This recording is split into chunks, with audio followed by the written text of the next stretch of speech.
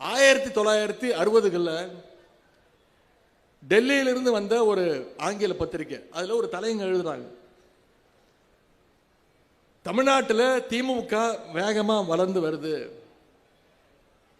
தமிழ்நாட்டில் திமுக வேகமா வளர்ந்து வர்றது மிக மிக ஆபத்தானதுன்னு டெல்லியிலிருந்து வர்ற ஒரு ஆங்கில பத்திரிகை.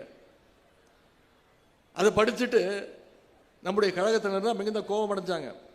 அண்ணாட்ட போய் சொன்னாங்க.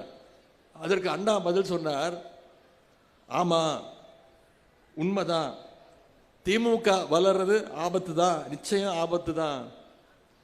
ஆனா அது யாருக்கு ஆபத்துங்கிறது மிக மிக முக்கியம். அதை பாருங்க, இந்திய திணிக்க நினைப்பவர்களுக்கு நிச்சயம் திமுக ஒரு ஆபத்து தான்.